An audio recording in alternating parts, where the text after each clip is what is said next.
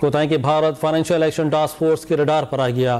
Fit F نے بھارت کی terror financing اور منی لانڈرنگ روکنے کے اقدامات کا جائزہ لینے کا پلان تیار کر لیا۔ مزید جانیں گے ٹونس کے نمائندے طاہر شیرانی سے۔ طاہر، فٹ ایف نے بھارت کے معاملے پر کن اقدامات کا اعلان کیا ہے؟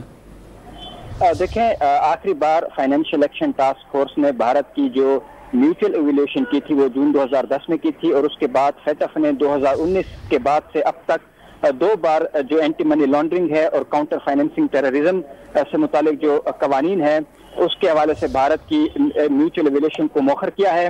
اور اب فٹ ایف کی جانب سے جو نیا پلان جاری کیا گیا ہے اس کے مطابق فٹ ایف کی جانب سے اس سال سے بھارت کی جو دہشت گردی کے خلاف جو فائنینسنگ ہے اور اس کے ساتھ جو منی لانڈرنگ ہے اس کو روکنے سے متعلق اقدامات کا جائزہ لینا شروع کرے گا۔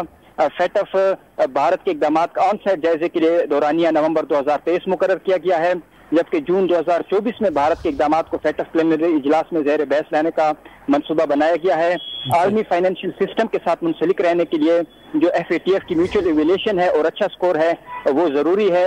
اب جو فٹ ایف اقدامات کا جائزہ لے گا اور اس کے بعد ہی صورتحال واضح ہوگی۔ اور گزشتہ سال پاکستان کا نام عالمی سطح پر سنگ میل عبور کیا تھا اور فٹ ایف سے پاکستان کا نام نکل گیا تھا گرے لسٹ سے، اور جو جن ممالک کی اقدامات کا فٹ ایف جائزہ لے گا اس سال سے جو شروع کرے گا اس میں فہرست میں پاکستان کا نام شامل نہیں ہے، کیونکہ پاکستان نے کامیابی کے ساتھ تیزی سے ایف اے ٹی ایف کے ایکشن پلان پر عمل درآمد کیا، جس کے بعد پاکستان کا نام گرے لسٹ سے نکال دیا گیا تھا۔ ٹھیک ہے، بہت شکریہ آپ کا طاہر شیرانی تفصیل سے آگاہ کرنے کے لیے۔